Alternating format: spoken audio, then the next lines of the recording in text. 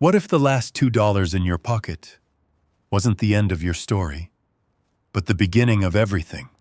In a quiet corner of Chicago, a struggling cleaner named Jamal Carter made a choice most people would never make. He gave away his last $2 to save a stranger from humiliation. He didn't know her name.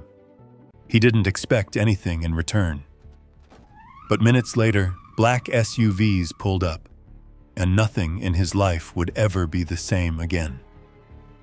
The morning air in South Side Chicago carried that familiar bite, cold enough to sting your fingers, but not cold enough to slow anyone down. Cars rolled past in uneven rhythm, their tires hissing against damp pavement, while the flicker of a tired neon sign buzzed above a small neighborhood grocery store that had seen better days. Inside, under the harsh white lights, Jamal Carter stood near the front counter, his head slightly lowered as he counted the coins in his palm. $1, 50 cents, 75, 90, $1.95, 96, 97, 98, 99, $2. That was everything. He rubbed his thumb over the worn edges of the coins, as if somehow they might multiply if he tried hard enough. His stomach tightened, a dull ache that had been there since yesterday afternoon. He hadn't eaten since then, just water and the quiet promise to himself that today would be different. It wasn't. The store smelled faintly of bleach and old bread. A radio crackled somewhere behind the counter, playing a song no one was really listening to. Jamal glanced at the shelf where the cheapest loaf of bread sat, wrapped in thin plastic. $2. Just enough. He took a step forward. Then he heard the voice. "Ma'am, I said you need to leave." It cut through the store like a sharp wind. Jamal turned his head. At the register stood an elderly woman, small and fragile, her gray coat hanging loosely over narrow shoulders. Her hands trembled as she searched through an empty purse, turning it inside out, like she might find something hidden in the lining. I had it with me," she said softly. "I must have left it somewhere. Please, just give me a moment." The cashier, a young woman with tired eyes and impatience written across her face, crossed her arms. "People are waiting," she said flatly. "If you can't pay, you can't stay." Behind the old woman, a line had already formed. A man sighed loudly. Someone checked their watch. Another person muttered under their breath. Jamal felt something tighten in his chest. The elderly woman looked around, her eyes searching for kindness that didn't seem to exist in that moment. "Please," she whispered, barely audible now. "It's just bread." The manager appeared from the back, his presence heavy and immediate. "Mr. Collins." Jamal knew that voice well, cold, clipped, final. "What's the problem here?" he asked. "She can't pay," the cashier replied, "and she won't move." Mr. Collins didn't even look at the woman for long. "Ma'am, if you don't have money, you need to step aside." "I'm not trying to cause trouble," she said, her voice shaking. "I just—" "Then don't," he interrupted. "We have paying customers." The words landed harder than they needed to. Jamal shifted where he stood. His fingers tightened around the coins in his hand. He knew that tone. He had heard it directed at himself more times than he could count. Like he didn't belong. Like he was always one mistake away from being removed. $2. His stomach growled quietly. He looked at the bread, then back at the woman. Security moved a step closer. The message was clear. For a moment, Jamal didn't move. His mind ran through everything: his empty fridge, his mother at home who needed medicine, the rent notice sitting on the table like a ticking clock. Then he exhaled slowly. "Wait," he said. It wasn't loud, but it was enough. The room stilled. Jamal stepped forward, his worn sneakers barely making a sound against the floor. Every eye followed him. though most of them didn't really see him, not the way they saw customers who mattered. He reached the counter and placed his coins down, one by one. "How much is it?" he asked quietly. The cashier blinked. $2. Jamal nodded. He didn't hesitate now. He pushed the coins forward. "I got it." For a second, no one spoke. The old woman looked at him, her eyes wide with disbelief. You don't have to do that." Jamal gave a small, gentle shake of his head. "Everyone deserves to eat," he said. "At least once today." The cashier slowly took the money, still watching him like she couldn't quite understand what she was seeing. The manager frowned, but said nothing. The bread was placed in a thin plastic bag. Jamal picked it up and handed it to the woman. Her hands trembled as she accepted it. "Thank you," she whispered, her voice thick with emotion. "You have no idea what this means." Jamal just nodded. "It's okay." But it wasn't. Not really. Because as he turned away, the emptiness in his stomach came rushing back stronger than before. He had nothing left now, not even the small comfort he had been holding on to just moments ago. Still, he didn't regret it. He walked toward the door, the bell above it jingling softly as he stepped outside into the cold. The street looked the same as always. Gray, busy, unforgiving. Jamal pulled his jacket tighter around himself and started down the sidewalk, his breath visible in the morning air. Then he heard it. Engines. Low, powerful, unmistakable. He turned. 3 black SUVs rolled up slowly in front of the store, their glossy surfaces reflecting the dull city light. They didn't belong here. Not on this street. Not in this neighborhood. People nearby paused. A man unloading boxes froze mid-step. A couple across the street stopped talking. Even the traffic seemed to hesitate for a second. The SUVs came to a smooth stop. The doors didn't open right away. Jamal frowned slightly, watching from the edge of the sidewalk. Something about the scene didn't make sense. Who were they here for? And why did it feel like, somehow, this had something to do with what had just happened inside? The doors of the first SUV slowly began to open. Jamal didn't move. He just stood there, his empty hands at his sides, as the moment stretched thin with tension. Because whatever was about to happen next was not normal. Not for someone like him. Not in a place like this. And definitely not after giving away his last $2. Jamal didn't move. The cold air brushed against his face, but he barely felt it anymore. His eyes stayed fixed on the black SUVs as their engines went quiet, one after another, like something out of a movie that didn't belong on this street. For a moment, nothing happened. Then the first door opened. A man in a dark suit stepped out. Clean shoes, straight posture, the kind of presence that made people instinctively take a step back without knowing why. Jamal watched, confused. The man didn't look at him. Instead, he turned toward the grocery store. Another door opened, then another. More suits. More silence. People nearby began whispering. "Who are they?" someone said. "Cops?" another guessed. No. Not like that. Jamal stood there a second longer, waiting for something, anything, that would make this moment make sense. But nothing did. So he turned away.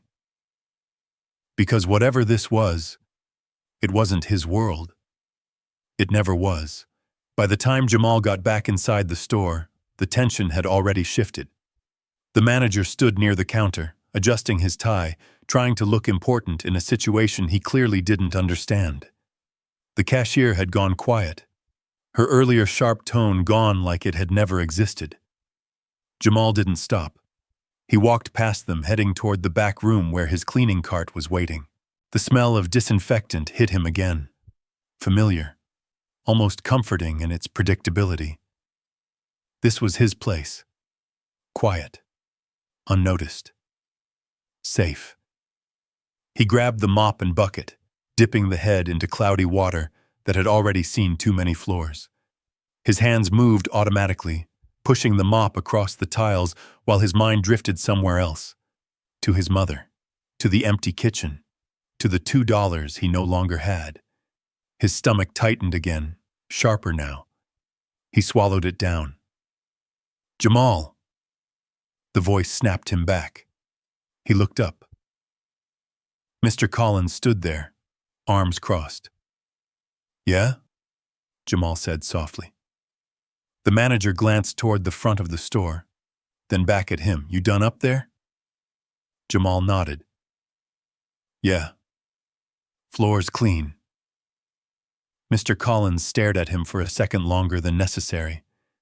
There was something in his expression, something tight, controlled. You didn't need to do that, he said. Jamal frowned slightly. Do what?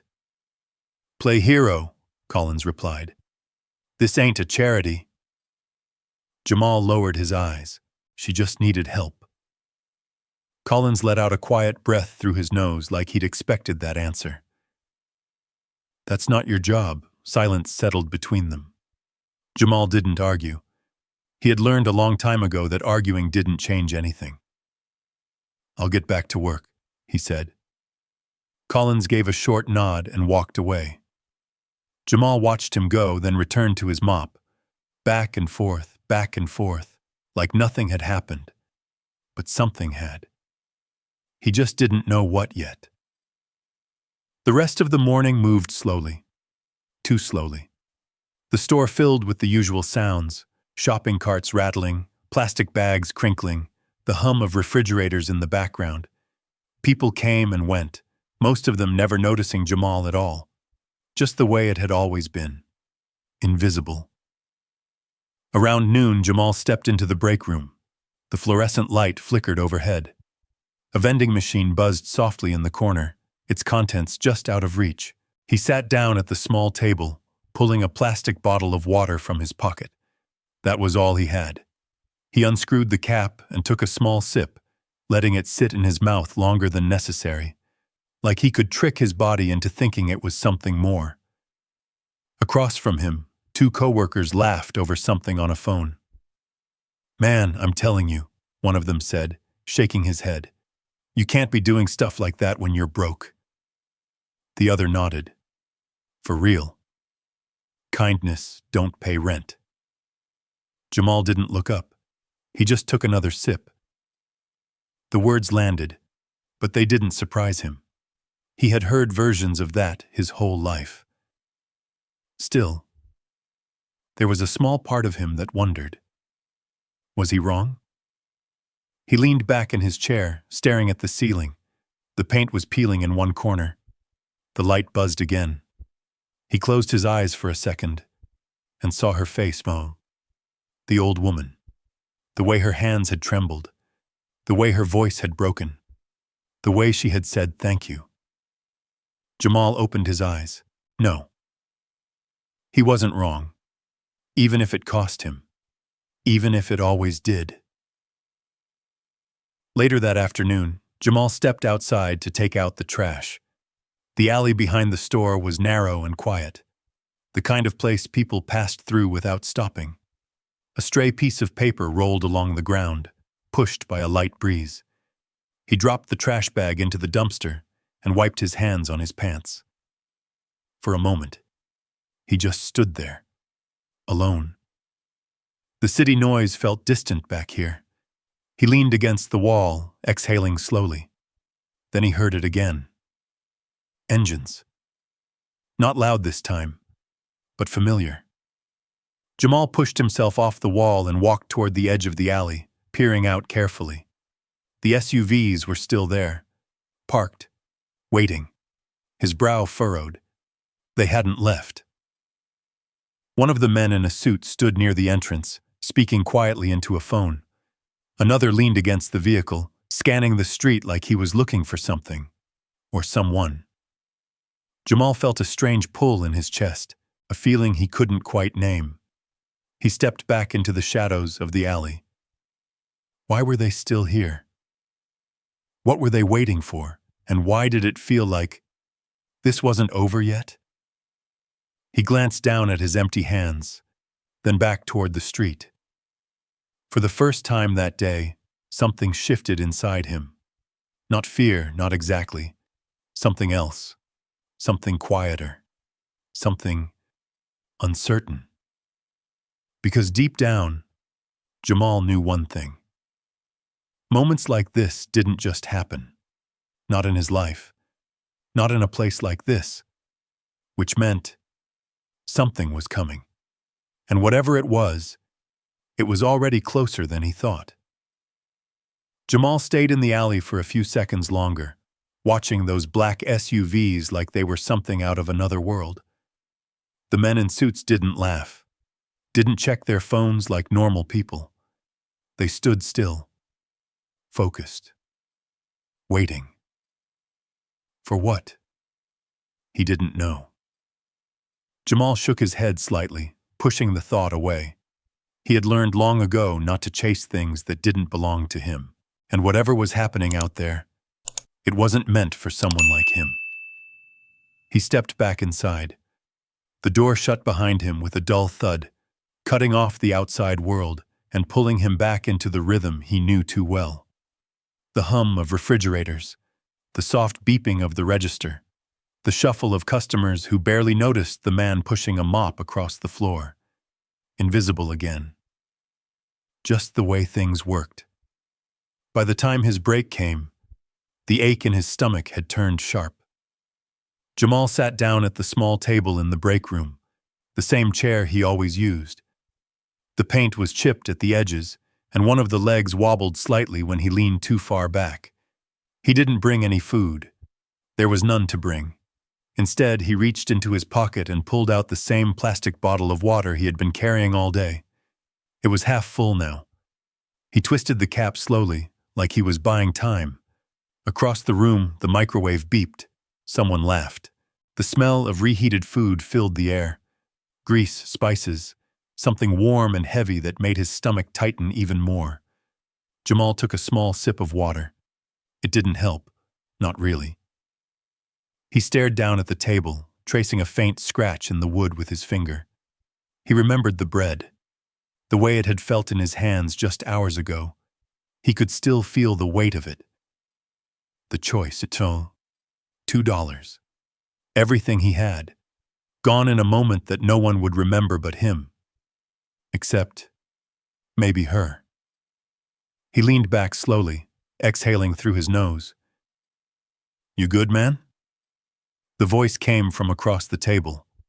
Jamal looked up. Darren sat there, chewing on something from a takeout box. He wasn't a bad guy, just practical. The kind of person who had learned to survive by not making sacrifices that didn't pay off. Jamal gave a small nod. Yeah. I'm good. Darren raised an eyebrow. You don't look good. Jamal forced a faint smile. Just tired. Darren studied him for a moment, then shrugged. You shouldn't have done that. Jamal didn't ask what he meant.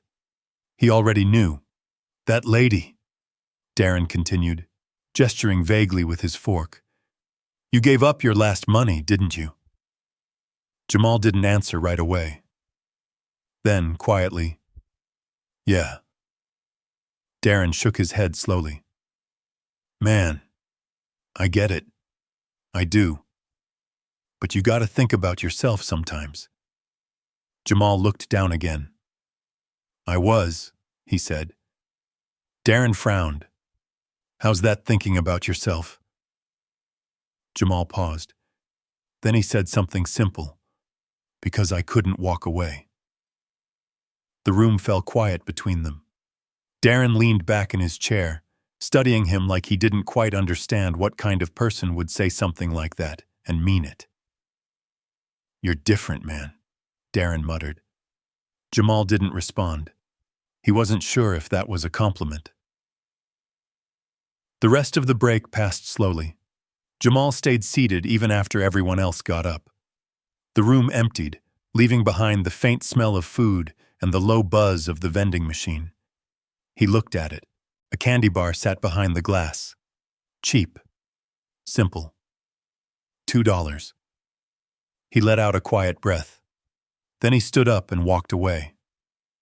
Back on the floor, the afternoon crowd moved through the store in waves. Jamal returned to his cart, gripping the handle as he pushed it down the aisle. His movements were steady, practiced. He wiped surfaces, picked up trash, cleaned spills before anyone could complain. He knew this rhythm. It was the only thing that made sense most days. But today, something felt off, like the air had shifted.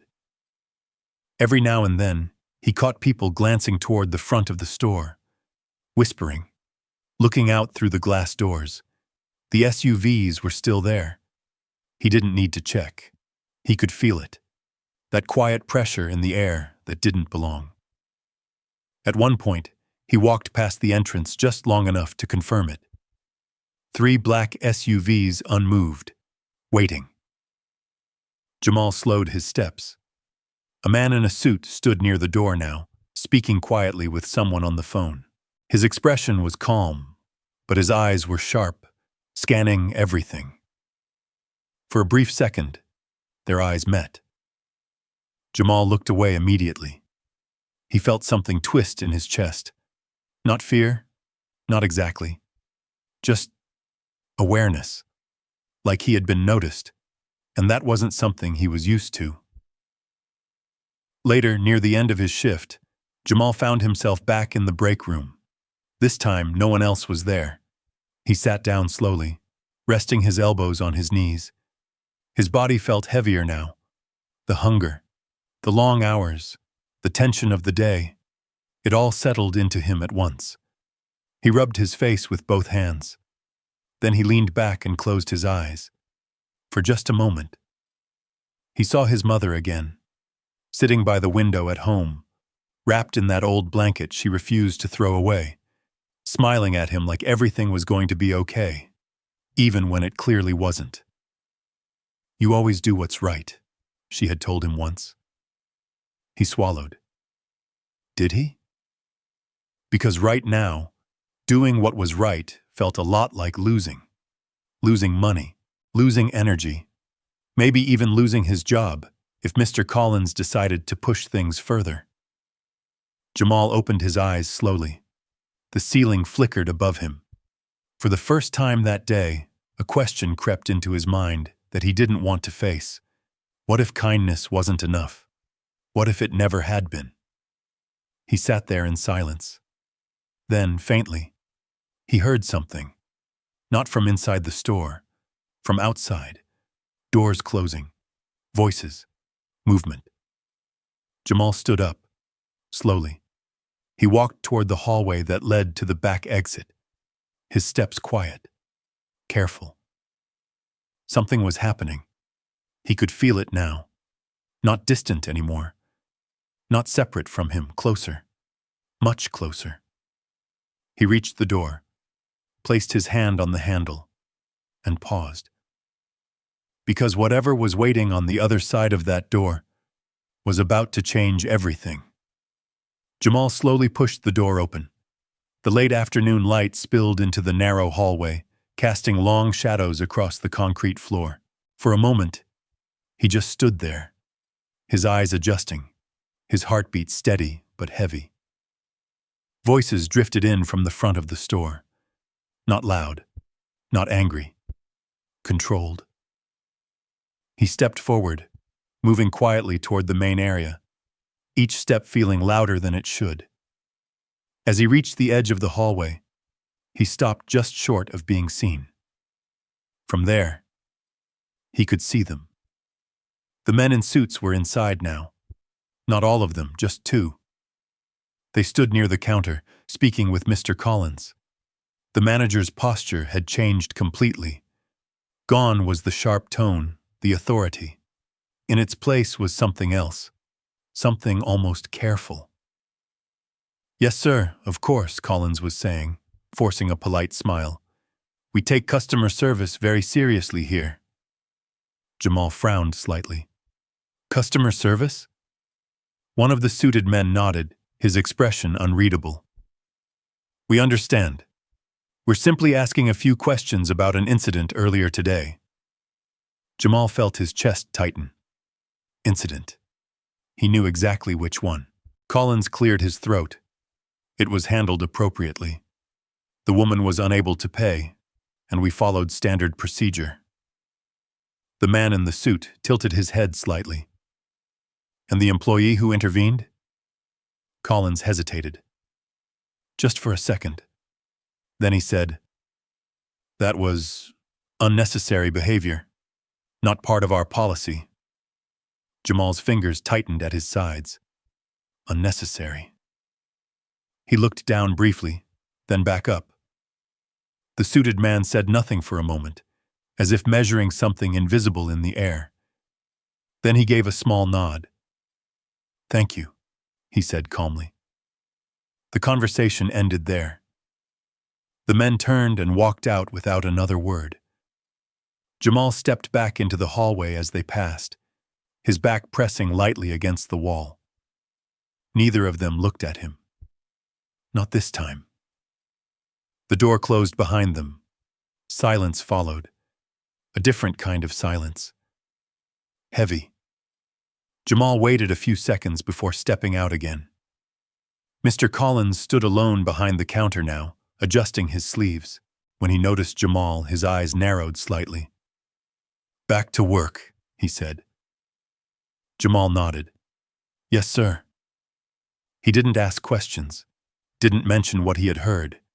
He simply picked up his cart and continued his routine, moving through the aisles like nothing had changed.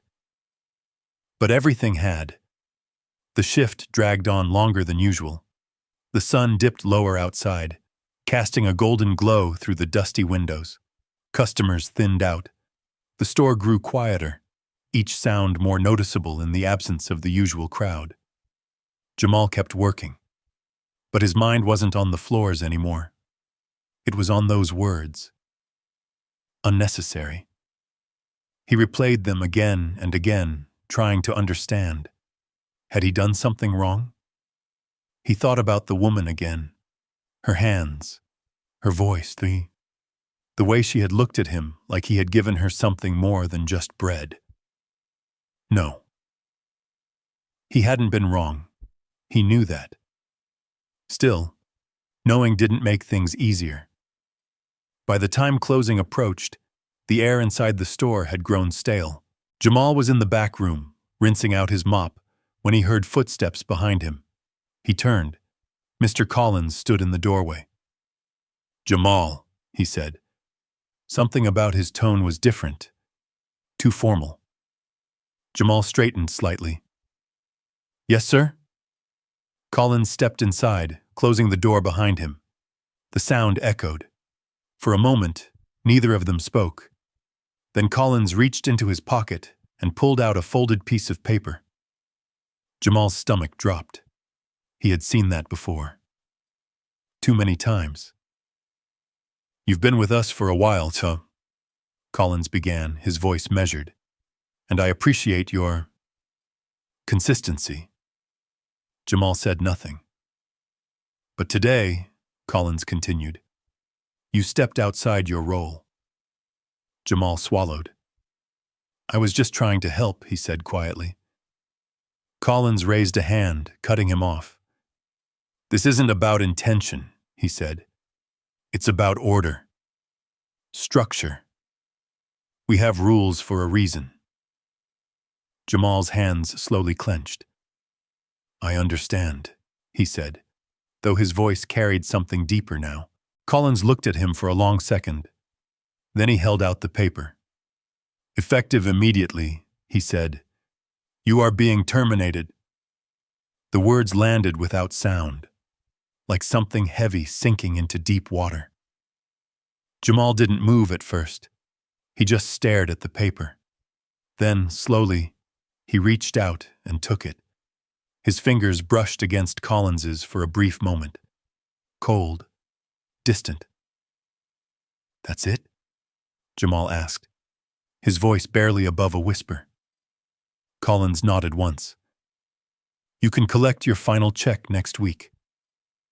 Jamal looked down at the paper again.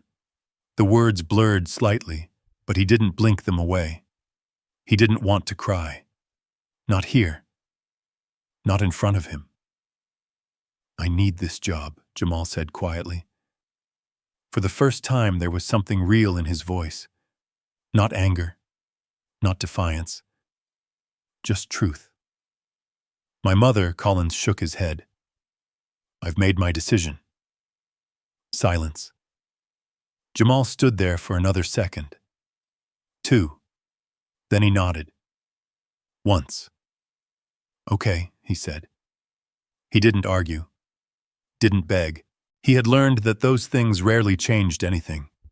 He folded the paper carefully, like it mattered, and slipped it into his pocket. Then he turned, walked to the corner where his cart stood, placed the mop back into the bucket, and left it there. Because it wasn't his anymore. When Jamal stepped outside, the sky had turned dark. Streetlights flickered on, casting pools of yellow across the pavement. The city felt different at night, quieter in some ways, louder in others. He stood on the sidewalk for a moment, not moving. People passed by him, their conversations blending into the background. Cars drove past, headlights cutting through the dim light. Life went on, like nothing had happened. Jamal reached into his pocket and touched the folded paper. No job, no money, nothing left. Except the choice he had made. He looked up at the street. Then, slowly, he started walking. He didn't know where he was going, only that he had to keep moving, because stopping meant thinking, and thinking right now hurt too much. Jamal kept walking. The city stretched out in front of him, long blocks of cracked pavement and dim streetlights that flickered like they were just as tired as he was. The cold had settled deeper now, creeping through his jacket, brushing against his skin with quiet persistence. He didn't stop, didn't know where he was going, only that going home meant facing something he wasn't ready for. Still, his feet eventually carried him there. They always did. The apartment building stood where it always had. Old brick, faded paint, windows that told stories of people trying their best to hold on. A flickering light buzzed above the entrance, casting shadows across the narrow doorway. Jamal paused at the bottom of the steps. He reached into his pocket and felt the folded paper again. Terminated. The word didn't feel real. Not yet. He took a slow breath and pushed the door open. The hallway smelled faintly of cooking oil and something sweet. Voices echoed from behind closed doors. A television played somewhere down the hall, laughter spilling through thin walls. Life going on, like always. Jamal moved quietly, his footsteps soft against the worn carpet as he made his way to the end of the hall. Apartment 3B. Home. He stood there for a moment. Then he opened the door. "Jamal?" Her voice came from the small living room, soft, warm, waiting. Jamal stepped inside, closing the door behind him with care. The apartment was dim, lit only by a small lamp near the couch. The glow was gentle, casting everything in a kind of quiet calm that didn't match the storm inside him.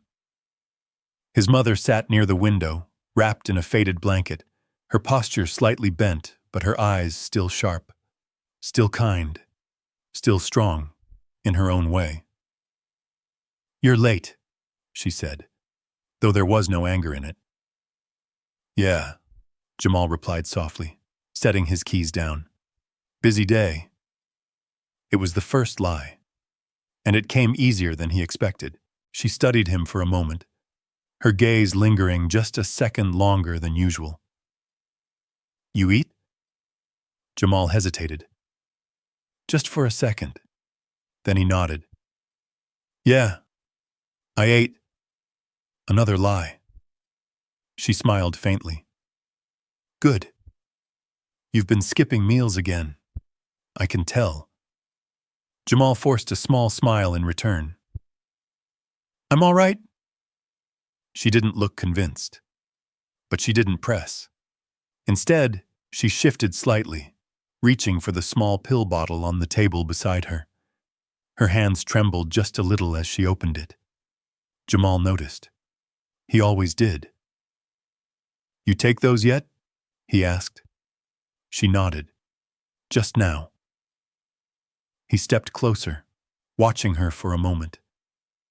There was something fragile about the way she moved these days, something that made his chest tighten every time he saw it.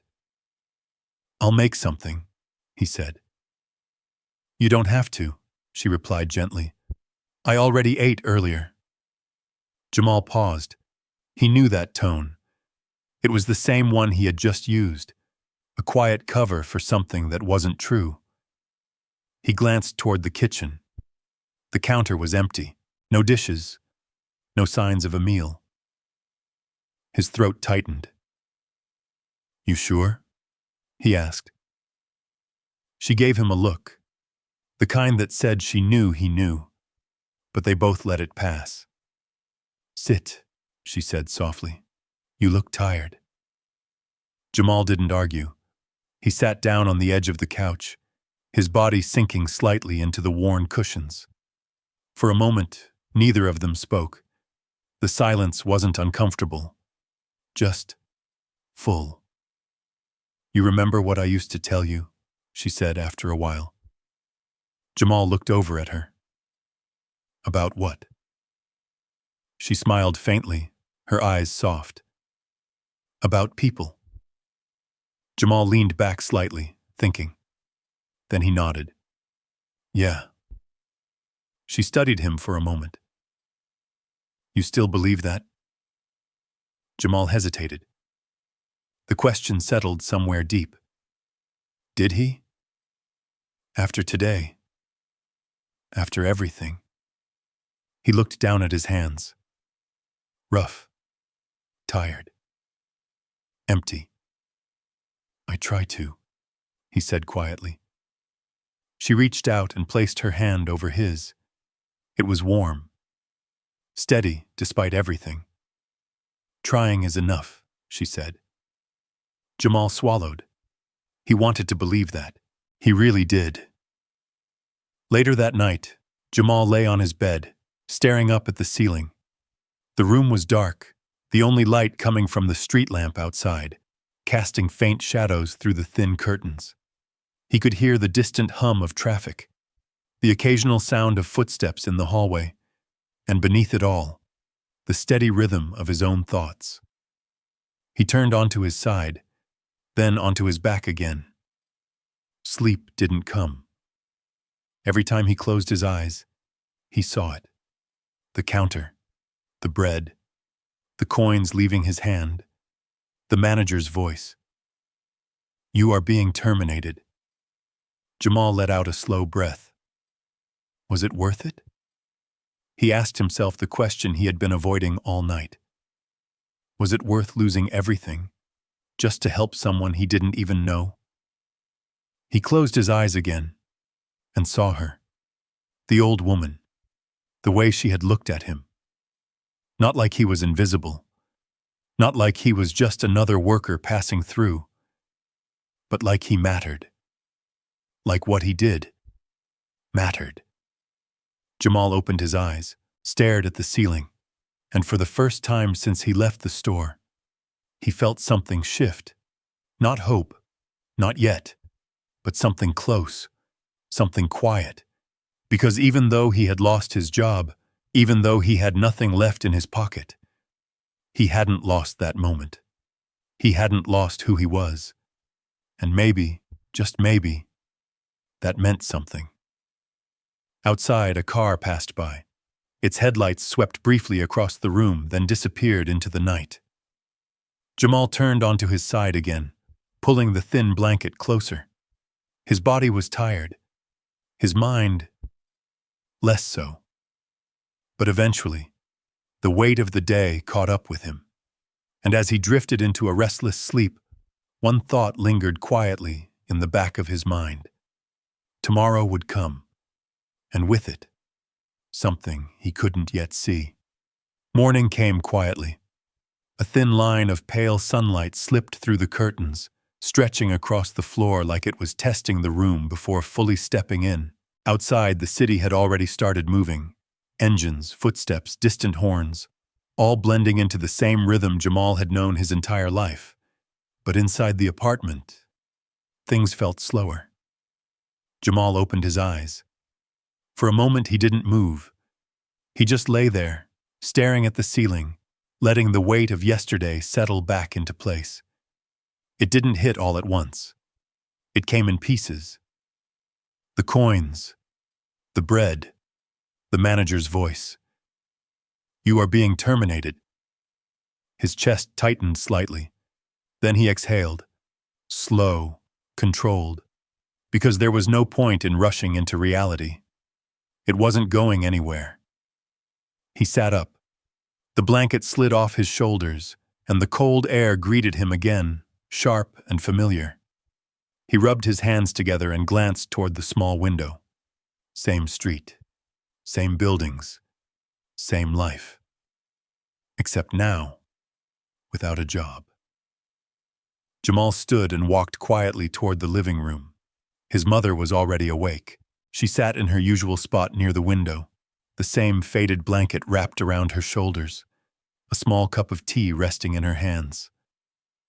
Steam curled gently into the air, catching the morning light. She looked over at him and smiled.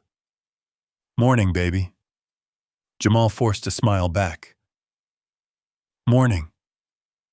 He walked into the kitchen, opening the cabinet slowly. Empty. Just like last night. He closed it again without making a sound. "You heading to work?" she asked. The question hung in the air. Jamal froze for half a second. Then he nodded, even though she couldn't see him from where she sat. "Yeah," he said. "Just gotta stop somewhere first." Another lie. It came easier now. That scared him more than anything. She nodded slowly. "Don't forget to eat something this time." Jamal swallowed. "I won't." He grabbed his jacket from the chair and slipped it on, pulling the zipper up halfway. His hand paused at the door. For a second, he almost turned back, almost told her the truth. But then he remembered the look she would give him. The worry. The quiet fear she tried so hard to hide. He couldn't do that to her. Not today. "Be safe," she said softly. Jamal nodded. Then he stepped outside. The morning air felt colder than yesterday. Or maybe it just felt that way. Jamal walked down the street with no real direction. His hands stayed in his pockets, his shoulders slightly hunched against the wind. People passed him, some heading to work, some already there. All moving with purpose. He didn't have that anymore. No place to go. No clock to punch. Just time. Too much of it. He stopped at the corner, watching a bus pull up and open its doors. A few people stepped on. Others stepped off. The driver didn't look at anyone for too long. Jamal stood there, thinking. Then he kept walking. By mid-morning, his feet had taken him further than he planned. Past the usual streets. Past the small shops and corner stores. Into a quieter part of the neighborhood where things looked a little cleaner, a little more stable. The sidewalks weren't cracked as badly. The buildings stood straighter. Jamal slowed his pace. He didn't belong here either. Not really. He glanced at a storefront window, catching his reflection briefly. Worn jacket. Tired eyes. A man who had just lost everything. Trying to look like he hadn't. He looked away. Hours passed. Jamal didn't notice how long he had been walking until his legs began to ache. He found a bench near a small bus stop and sat down, leaning forward with his elbows on his knees. The world moved around him. People came and went. No one stopped. No one asked. That was normal. He looked down at his hands again. Empty. Still. He let out a slow breath. What now? The question came out quietly, almost like he didn't want anyone to hear it. He didn't have an answer. For the first time in a long time, he didn't even have a plan. Jamal leaned back against the bench, closing his eyes for a second. And then, he heard her voice again. Not real. Not there. Just in his memory. Good hearts don't lose. They wait. His eyes opened. He stared straight ahead. Wait for what? For something to change? For someone to notice? For life to suddenly decide to be fair? Jamal shook his head slightly. It didn't work like that. He knew it didn't. And yet, he was still here, still breathing, still choosing to believe in something, even if he didn't fully understand what it was anymore. He leaned forward again, resting his elbows on his knees. The city noise filled the silence around him. Cars, voices, the distant rumble of a train. Life, moving forward, whether he was ready or not. Jamal sat there a little longer. Then slowly, he stood up. He didn't know what the next step was, didn't know where this path was leading, but he knew one thing. He couldn't stay still. Not now. Not after everything. So he started walking again, because somewhere out there, something had already begun. And even if he couldn't see it yet, it was already moving toward him. By the time Jamal made his way back toward his block, the sun had shifted high above the city, casting a pale light over the worn-out buildings and narrow sidewalks. The wind had picked up, carrying bits of dust and paper down the street like small reminders of how little stayed in place around here. But something was different. He noticed it before he even turned the corner. People were outside. Not just a few. A crowd. Neighbors who usually stayed behind closed doors were now gathered near the entrance of his building, whispering, pointing, craning their necks like something rare had landed right in the middle of their everyday lives. Jamal slowed his steps, his brow furrowed. That didn't happen here. Not on this street. Not unless something was wrong. Or something didn't belong. He took a few more steps forward, weaving through the edges of the crowd. The closer he got, the quieter the voices became, like people didn't want to say too much out loud. "What's going on?" he asked an older man standing near the curb. The man glanced at him, then nodded toward the front of the building. "You see for yourself." Jamal followed his gaze, and then he saw them. The same black SUVs, all three of them, parked neatly along the curb like they had every right to be there. His chest tightened. They had followed. Or worse, they had been waiting for him. Jamal's feet stopped moving.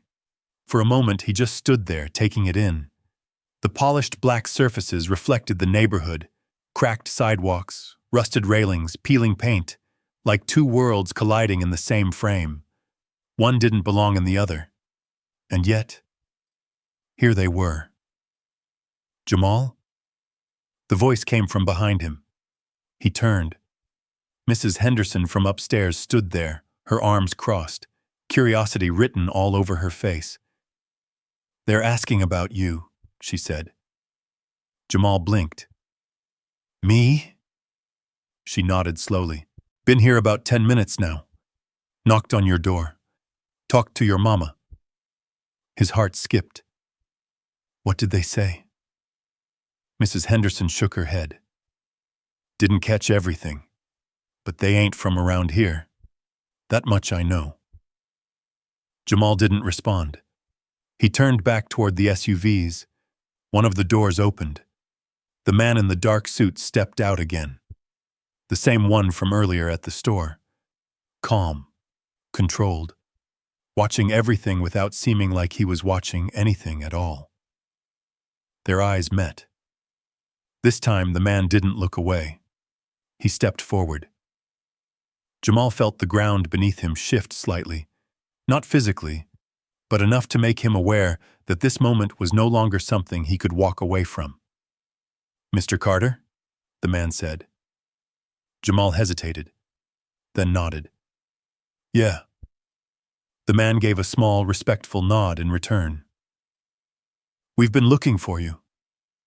The words hung in the air, not threatening, not friendly either, just certain. Jamal glanced around briefly. Everyone was watching now, waiting. "What for?" Jamal asked. The man didn't answer right away. Instead, he stepped slightly to the side. And then, another door opened. Jamal's breath caught. The elderly woman stepped out. The same gray coat, the same careful movements. But now, everything around her had changed. She wasn't alone. She wasn't fragile in the same way anymore. Because beside her, stepping out of the second SUV, was a woman Jamal recognized immediately. Not from here, not from this neighborhood, from somewhere else, somewhere bigger. She wore a tailored suit that fit her like it had been made for her alone. Her posture was straight, her expression calm, her presence impossible to ignore. Even the air seemed to shift when she stepped forward. Jamal stared. He had seen her before, on television, on billboards, in passing conversations he never paid much attention to. Elizabeth Whitmore. The name came to him slowly, like something unreal finding its place in reality. She walked toward him, her heels steady against the pavement. The crowd fell silent. No one spoke. No one moved. Even the wind seemed to pause. Jamal felt his pulse in his ears. This didn't make sense. None of it did. The elderly woman smiled when she reached him, a soft, familiar smile. "My son," she said gently. Jamal blinked, still trying to understand. "You," he said quietly. She nodded. "Yes." Then she reached out and touched his arm lightly, like she needed to make sure he was real. Elizabeth stepped forward beside her. Her eyes rested on Jamal, not cold, not distant, but measuring something deeper than appearance. "Mr. Carter," she said. Her voice was calm, steady, different from anyone he had ever spoken to. "I believe you helped my mother yesterday."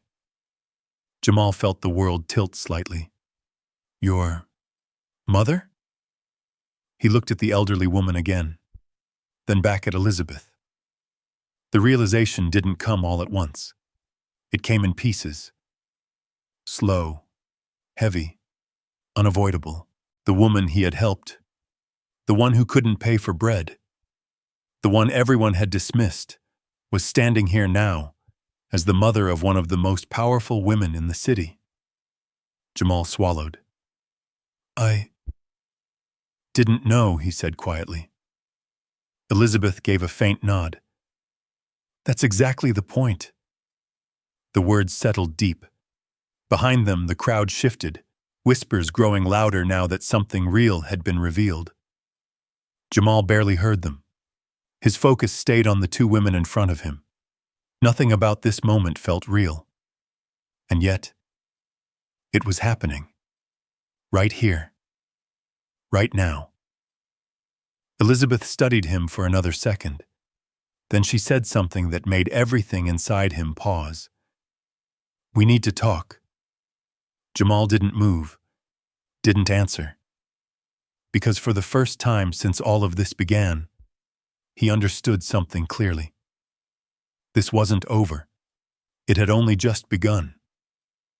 Jamal stood there, the weight of the moment pressing down on him from all sides.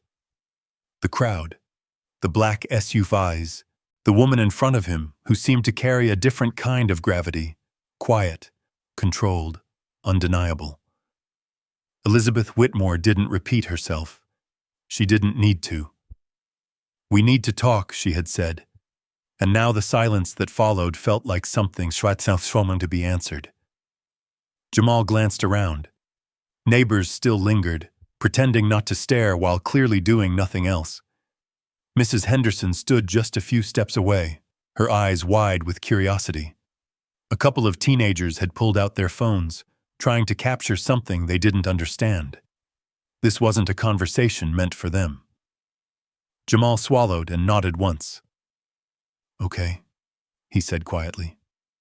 Elizabeth gave a small, approving nod, then turned slightly toward one of the men in suits. "Clear some space," she said. The man stepped forward immediately, his voice calm but firm. "Everyone, please step back. Give them some room." There was no shouting, no force, just presence. And it worked.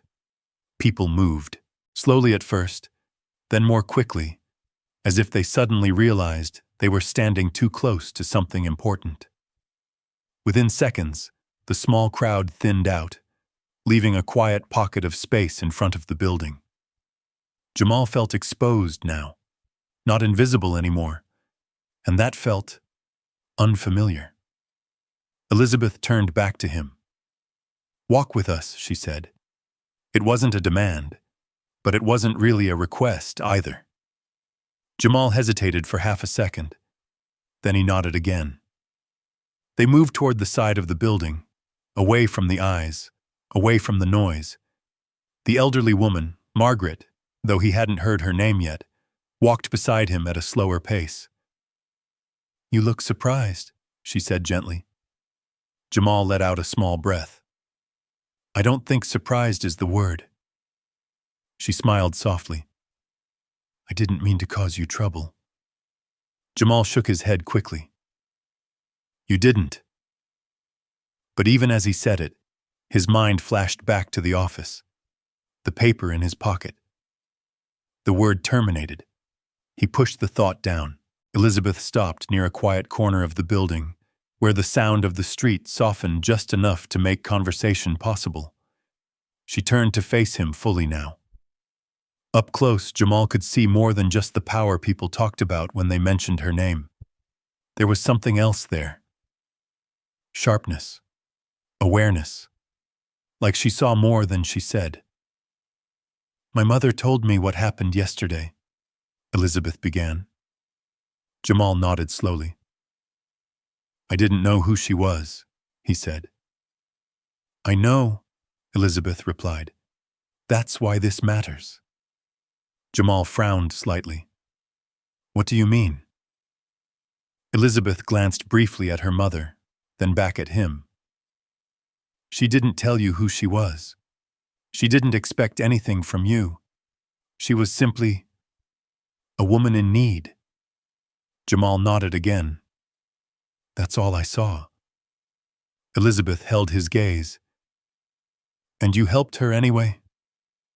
Jamal shifted slightly. "It was just bread." Elizabeth's expression didn't change. "No," she said quietly. "It wasn't." The words settled between them. For a moment, Jamal didn't know what to say. Margaret stepped forward gently, her eyes warm as they rested on him. "You gave me dignity," she said. Jamal looked at her, caught off guard.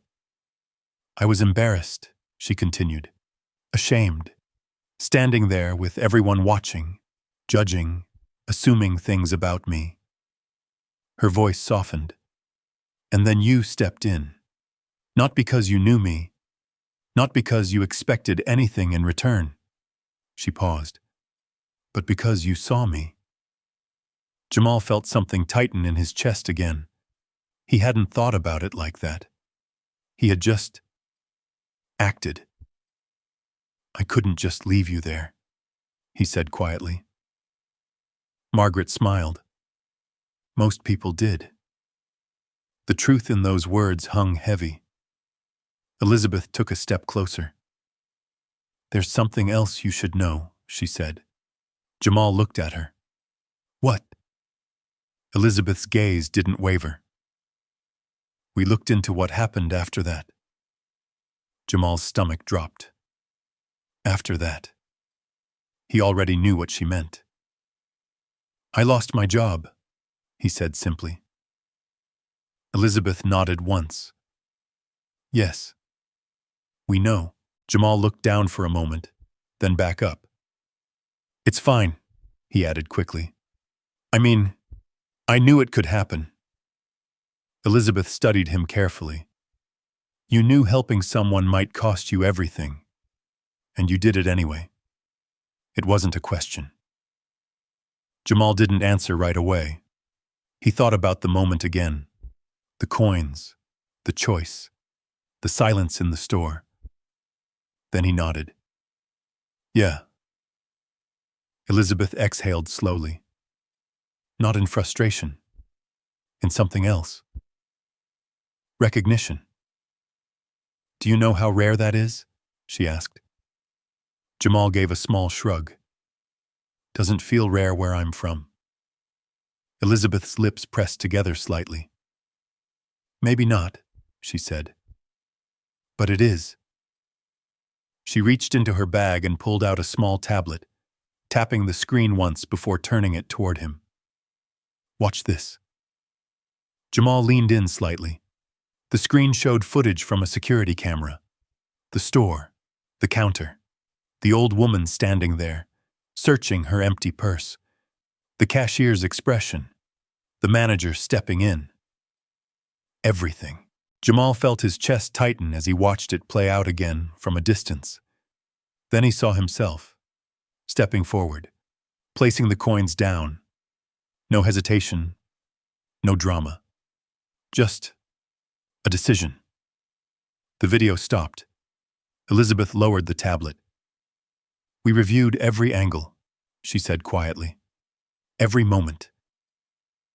Jamal looked at her, confused. "Why?" Elizabeth didn't answer immediately. Instead, Margaret spoke. "Because I asked her to." Jamal turned to the older woman. "What?"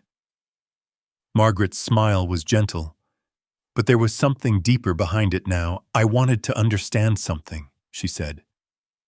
Jamal frowned. "Understand what?" Margaret's eyes held his. "What people do when they think no one is watching." The words landed differently this time. He felt it. A shift. Something underneath the surface beginning to reveal itself. Elizabeth stepped in. "My mother doesn't go out alone often," she explained. "Not without security. Not without preparation." Jamal's mind started putting pieces together. Slowly. "Carefully, you mean yesterday?" Margaret nodded. "I asked to go by myself." Jamal's breath caught. "I left my purse behind on purpose." Silence. The city noise faded again. Everything narrowed to that one moment. That one truth. Jamal stared at her. "You planned it?" Margaret's voice stayed soft. "I wanted to see the world as it really is, not the version people show me when they know who I am." Jamal didn't speak. Because suddenly, everything felt different. That moment in the store, the tension, the judgment, the choice he made. It hadn't just been a random act. It had been something else. A test. And without even knowing it, he had stepped into it. Elizabeth watched him closely. "You were the only one who helped her," she said. The words hit harder than anything else. The only one. Jamal looked down, then back up again. He didn't feel proud. He didn't feel special. If anything, he felt heavier, because it meant something he didn't want to believe. No one else had cared. Margaret reached out and gently touched his arm again. "And that," she said, is why we're here. Jamal's breath slowed. His thoughts raced. Because now the question wasn't just why they had come. It was, what came next? Jamal stood there, the weight of everything pressing against him in a way he had never felt before. A test. That moment in the store, something he thought was just another small, quiet act in a long line of invisible choices, had been watched, recorded, measured. And he had passed. But passed. Into what? He looked at Elizabeth, then at Margaret, then back at the black SUVs parked along the curb like silent witnesses to something bigger than him. What happens now? He asked. His voice was steady, but there was something underneath it. Uncertainty. Elizabeth didn't answer immediately. Instead, she studied him the way someone studies something valuable, not for what it looks like, but for what it is. Then she spoke. Now, she said calmly, we fix what was done to you. Jamal blinked. What do you mean? Elizabeth reached into her coat pocket and pulled out her phone. Without hesitation, she dialed a number. Put it on speaker, she said quietly to one of the men beside her. The man stepped forward, pressing a button. The line rang once, twice. Then, Collins speaking. Jamal felt his chest tighten. That voice. Elizabeth didn't raise her tone. Didn't need to. Mr. Collins, she said, this is Elizabeth Whitmore. Silence. A long, heavy silence. Then, ma'am. The confidence in his voice from earlier was gone. Completely. Elizabeth's gaze didn't shift. I understand there was an incident at your store yesterday, she continued. Yes, ma'am, Collins replied quickly. A misunderstanding, I assure you. It wasn't a misunderstanding, Elizabeth interrupted. Her voice stayed calm, but it carried something sharper now. Final. Jamal watched, barely breathing. Collins hesitated. You removed a paying customer, Elizabeth said. You dismissed her explanation. You escalated the situation unnecessarily. Jamal glanced at Margaret. She stood quietly, her expression unreadable. Elizabeth continued. And when one of your employees showed compassion, you punished him for it. Another silence. This one felt heavier. I was enforcing store policy, Collins said finally, though his voice had lost its edge. Elizabeth's eyes narrowed slightly. Policy doesn't excuse poor judgment. Jamal felt something shift inside him. Not anger. Not anymore. Something closer to balance. For the first time, someone was saying the things he couldn't. Collins tried again. I can assure you, ma'am, we take these matters seriously. If there was any discomfort caused... Discomfort? Elizabeth repeated softly. That single word stopped him. You humiliated my mother, she said. The truth landed like a stone dropped into still water. Ripples spread. Jamal saw it in Collins's silence. He hadn't known. Not then. But now, he did. I didn't realize... Collins started. That's the problem, Elizabeth said. Another pause. Then she added, more quietly now, you judged her based on what you saw, and you judged him based on what you assumed. Jamal's chest tightened again. Because those words, they weren't just about yesterday. They were about everything. Elizabeth took a slow breath. Then she said the words that changed everything. Effective immediately, you are no longer employed by that company. Silence. On both ends. Jamal felt it hit him before Collins even responded. Like something had just flipped. Like the world had shifted its weight. Ma'am? Collins said, his voice almost unrecognizable now. The ownership group has been notified, Elizabeth continued. An internal review has already begun. Jamal looked at her, stunned. This wasn't just a conversation. This was power. Real power. The kind he had never been close to before. Collins didn't respond right away, because there was nothing left to say. Elizabeth ended the call, just like that. No drama, no hesitation. The phone lowered, and the silence that followed felt different. Lighter, but heavier too, in its own way. Jamal exhaled slowly, realizing he had been holding his breath. That's it? He asked quietly. Elizabeth looked at him. That's the beginning, she said. The words settled deep because this wasn't just about what had been taken from him. It was about something being restored, something bigger than a job. Margaret stepped forward slightly, her voice soft again. My son, she said, what you did yesterday, it cannot be repaid with something small. Jamal shook his head immediately. I didn't do it for anything, he said. I know, she replied gently. That's why it matters. Elizabeth watched him for a moment longer. Then she said something that made his heart pause. We'd like to offer you an opportunity. Jamal frowned slightly. What kind of opportunity? Elizabeth didn't answer right away. Instead, she glanced toward the SUVs, then back at him. The kind, she said, that changes everything. Jamal stood there, the weight of those words pressing into him.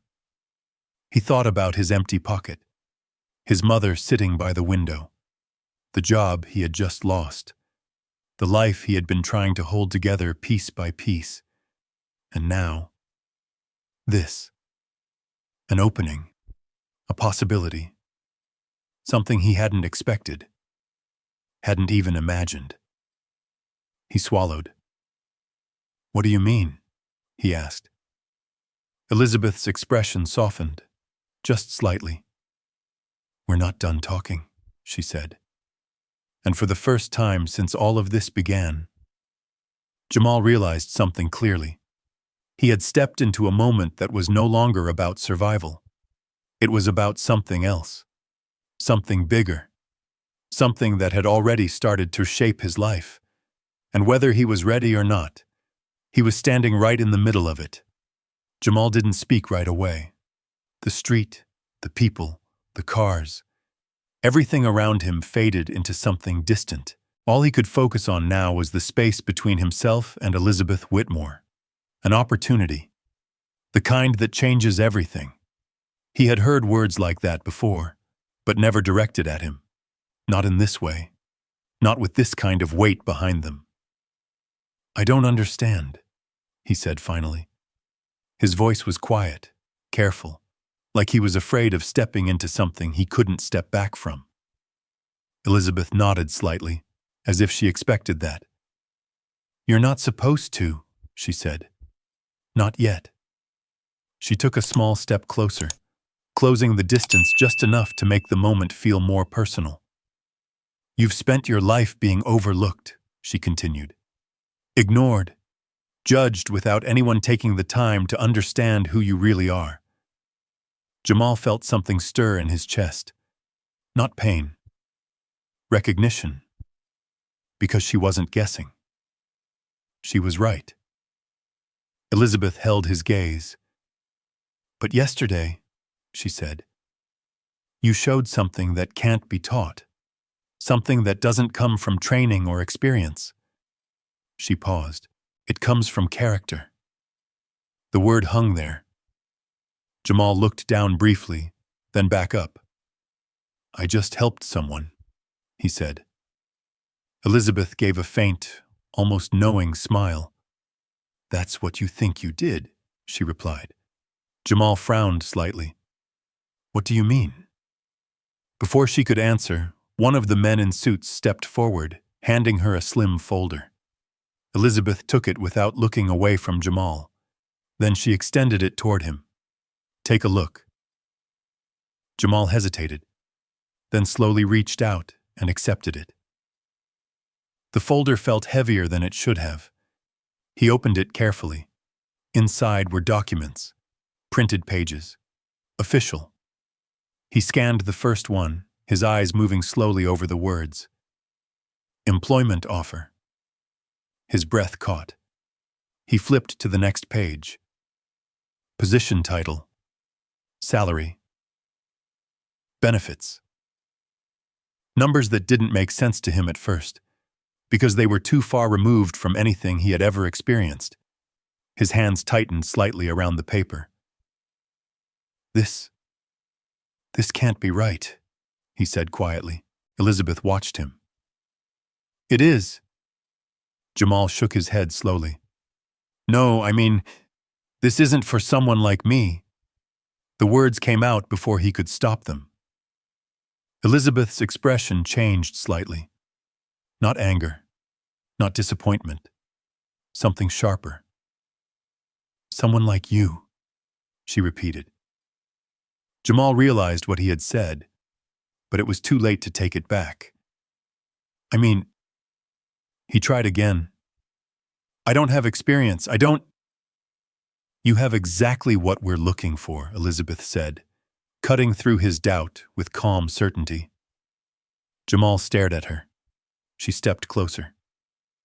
You see systems, she said. We see people. She gestured lightly toward the folder in his hands. That position isn't about cleaning floors or following orders. It's about understanding how people move through spaces, how they're treated, what gets overlooked. Jamal listened, but part of him still struggled to believe any of this was real. I don't even know how to do that job, he admitted. Elizabeth nodded. You will. She said it simply, like it was already decided. Margaret stepped closer, her voice soft but steady. My son, she said, you already know more than you think. Jamal looked at her. You understood something yesterday that many people with power fail to see. She paused. You saw someone who needed help, and you acted. Jamal swallowed. That's not a skill, he said quietly. Margaret smiled gently. It is, she replied, and it's one of the rarest ones. Silence settled between them again. But this time it wasn't heavy. It was open. Jamal looked back down at the folder, at the numbers, at the words that described a life he had never imagined for himself. He thought about his mother, the empty cabinets, the nights filled with quiet worry, the mornings filled with the same routine, over and over again. Then he thought about yesterday, the choice, the moment everything shifted. I didn't do it for this, he said. Elizabeth nodded immediately. I know, and if I say yes, Jamal continued slowly, this changes everything. Elizabeth didn't hesitate. Yes. The honesty in that single word hit harder than anything else. No promises dressed up, no illusions, just truth. Jamal let out a slow breath. His heart was beating faster now. Not from fear, from something else. Possibility. But also, wait. Because saying yes meant stepping into something he didn't fully understand. It meant leaving behind the version of his life he had always known, even if that version had been filled with struggle. Why me? He asked finally. Elizabeth held his gaze. Because you didn't need a reason to do the right thing, she said. The answer was simple, clear, and somehow enough. Jamal looked down at the folder one more time, then closed it gently. He didn't say yes, not yet. But he didn't say no either. I need to talk to my mom, he said. Elizabeth smiled slightly. Of course. She stepped back, giving him space. Take the time you need, she added. But understand this. Jamal looked at her. This opportunity doesn't come from what you've done in the past, she said. It comes from who you are. The words stayed with him. Deep, unshakable. Margaret reached out and squeezed his hand lightly. We'll be waiting, she said. Jamal nodded. He watched as they turned and walked back toward the SUVs, their presence pulling the world around them back into motion. Doors opened. Engines started. The vehicles moved away slowly, leaving behind something that couldn't be seen, but could definitely be felt. Change. Real change. Jamal stood there for a long moment after they were gone. The street returned to normal. People went back inside. The noise picked up again. But for him, nothing was the same. He looked down at the folder in his hands, then up at his building, at the small apartment where his mother waited, and for the first time since losing everything, he realized something. Maybe he hadn't lost anything at all. Maybe this was just the moment before everything began. Jamal stood at the bottom of the stairs for a long time, the folder still in his hands. It didn't feel real. Everything about the last hour felt like something that had happened to someone else. Someone luckier. Someone more prepared. Someone who belonged in a world with black SUVs and quiet power. Not him. Not Jamal Carter. But the folder was still there. Heavy. Solid. Real. He took a slow breath and started up the stairs. Each step felt different than usual. Not because the stairs had changed, but because something inside him had. The hallway looked the same. The flickering light, the worn carpet, the distant sound of someone arguing behind a closed door. Nothing had changed. Except everything had. He stopped at his door. Apartment 3B home. He reached for the handle, then paused. For a moment he just stood there, staring at the wood grain, thinking about what waited on the other side. His mother, her quiet strength, her belief in him. Even when he didn't believe in himself, he pushed the door open. She was still in the same spot, by the window, wrapped in her blanket. But this time, she looked up the moment he stepped inside, and something in her expression shifted. Not worry, not exactly. Recognition, like she could already see that something had changed. You're back early, she said softly. Jamal nodded. Yeah. He closed the door behind him. The apartment felt smaller than it had this morning. Or maybe the world outside had just gotten bigger.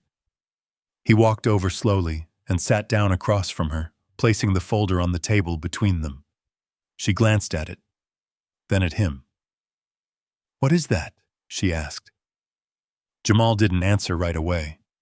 He looked at her, really looked this time. The lines on her face, the quiet exhaustion she carried, the strength she never talked about.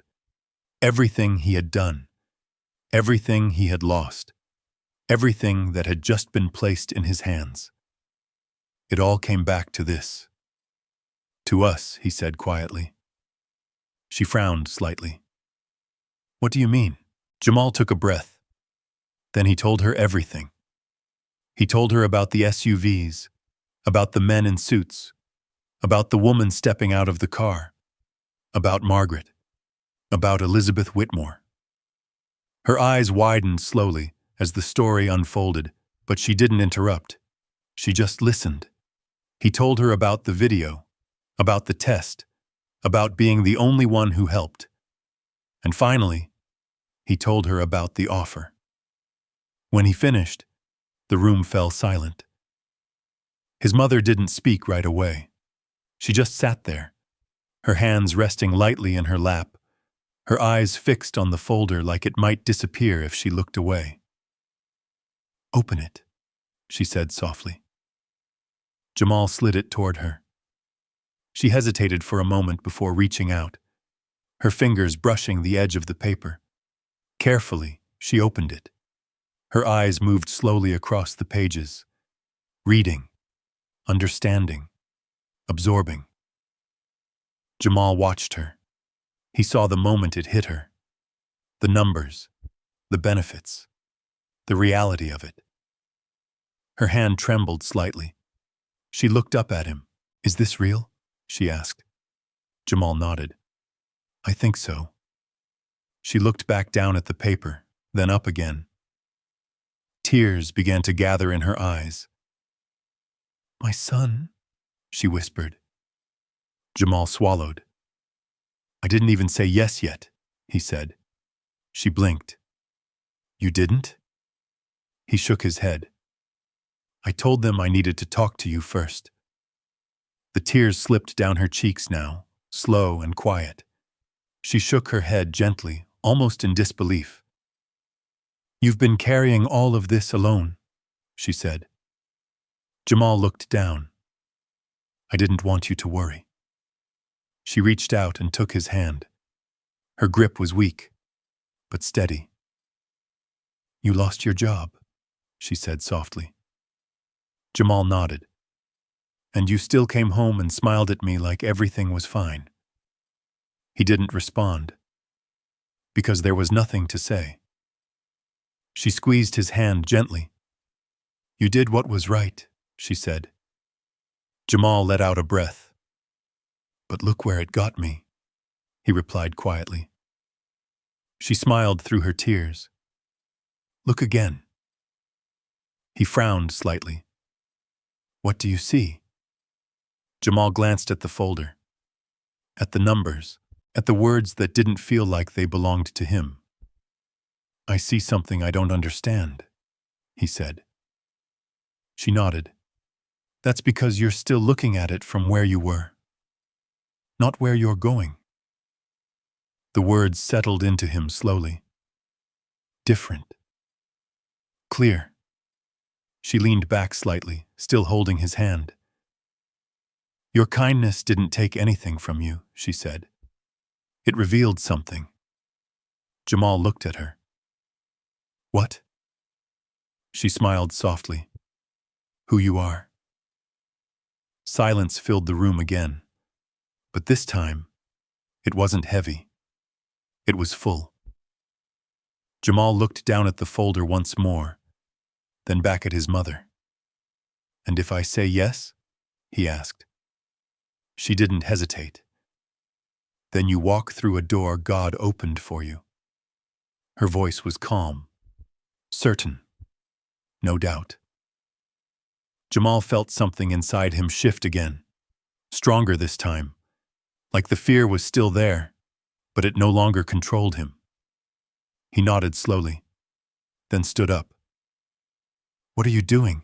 She asked. He picked up his phone, calling them back. A small smile broke through her tears. That's my boy. Jamal stepped toward the window, looking out at the same street that had never changed. But now, it looked different. He dialed the number. It rang once, twice. Then, Elizabeth Whitmore. Her voice came through, steady as before. Jamal took a breath. It's Jamal. A pause. Then, I was hoping you'd call. He smiled slightly.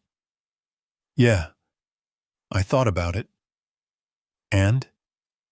Jamal looked around his apartment, at the worn furniture, at the life he had known for so long, then back at the future waiting on the other end of the line. I'm in, he said. There was a brief silence. Then, good, Elizabeth replied, because this is just the beginning. Jamal lowered the phone slowly. His mother watched him, her eyes filled with quiet pride. Well? She asked. He smiled. A real one this time. I got the job. She covered her mouth, tears falling freely now. Thank you, Lord, she whispered. Jamal sat back down beside her. For a moment, neither of them spoke. They didn't need to, because everything that needed to be said had already been felt. And for the first time in a long time, the future didn't feel like something to fear. It felt like something waiting to be lived. 2 weeks later, the city looked different. Not because Chicago had changed, but because Jamal had. The same streets still carried the same sounds. Buses groaning to a stop, tires brushing over wet pavement, distant sirens echoing through the morning air. The same buildings stood where they always had, worn but standing. But Jamal no longer walked through them the same way. This morning, he stood in front of a building made of glass and steel, its surface reflecting the rising sun in sharp lines of gold. The entrance doors opened automatically as people moved in and out, confident, purposeful, belonging. For a moment, Jamal didn't move. He adjusted the collar of his shirt, smoothing it down with steady hands. It wasn't expensive, but it was clean, pressed, chosen carefully. Behind him, a black car idled quietly at the curb. He glanced back once. Inside sat his mother. Her eyes met his through the window, filled with something he hadn't seen in a long time. Peace, too. Jamal smiled. Then he turned and walked inside. The lobby was quiet in a different way than the grocery store had been. Not empty. Controlled. Every sound had its place. The soft click of shoes on polished floors, the low murmur of conversations, the distant hum of elevators moving up and down like the heartbeat of the building. Jamal stepped forward slowly. People looked at him. But not the way they used to. Not like he didn't belong. Not like he needed to be moved aside. They nodded, acknowledged him. And for the first time, he didn't feel invisible. Mr. Carter? He turned. A woman stood a few steps away, holding a tablet. Professional. Calm. Yes, he replied. Welcome, she said with a polite smile. We've been expecting you. Jamal nodded. The words still felt new, still unreal. He followed her across the lobby, past glass walls and quiet offices, where people worked behind screens and papers and decisions that shaped things he was only beginning to understand. They stopped at a door. She opened it. Right this way. Jamal stepped inside. Elizabeth Whitmore stood by the window. She turned as he entered. Right on time, she said. Jamal gave a small nod. Didn't want to be late. She smiled slightly. Good habit to keep. The woman who had guided him in stepped out quietly, closing the door behind her. Now it was just the two of them. Jamal stood there for a moment, unsure whether to sit or stay standing. Elizabeth gestured toward a chair. Relax, she said. You're not here to be tested. Jamal let out a small breath and sat down. Elizabeth moved to her desk, picking up a folder. You've had some time to think, she said. How are you feeling? Jamal thought about it. About everything. The past. The present. The sudden shift between the two. Still catching up, he admitted. Elizabeth nodded. That's normal. She placed the folder in front of him. This is your official placement, she said. Training starts today. Jamal opened it slowly. The details were clearer now. Real. He ran his eyes over the position title again. Training Supervisor. Community Operations. It still didn't feel like something that belonged to him. But it was his. Elizabeth watched him quietly. You're not here because of what you know, she said. You're here because of what you see. Jamal looked up. What do you mean? Elizabeth stepped away from the desk, walking toward the window again. People go through systems every day, she said. Stores, offices, services. Most of them feel invisible in those spaces. Jamal felt that word again. Invisible. You've lived that, she continued. You understand it in a way most people in this building never will. Jamal leaned back slightly. And that's supposed to help me here? Elizabeth turned to face him. It already does. Silence settled for a moment. Then she added, more quietly, you remind people of what they forget when they get comfortable. Jamal let that sit, because for the first time, he wasn't just hearing opportunity, he was understanding purpose. Later that afternoon, Jamal stepped out of the building again. The sun had shifted higher, warming the glass behind him. The same black car waited at the curb. He walked toward it, his steps steady. The door opened. He got in. His mother looked at him immediately. Well? She asked. Jamal smiled. A real one. They weren't lying, he said. She laughed softly, wiping at her eyes. I knew they weren't. He leaned back in the seat, exhaling. They gave me everything, Mama, he said. More than I ever thought. She reached over and placed her hand on his. They didn't give you anything, she said gently. Jamal looked at her. They saw what was already there. The words hit him in a way nothing else had. Because she was right. It hadn't started with the job, or the offer, or the black SUVs. It had started with a moment. $2. A decision. A choice no one else made. Jamal looked out the window as the car pulled away. The city passed by. Familiar. Unchanged. But somehow, not the same.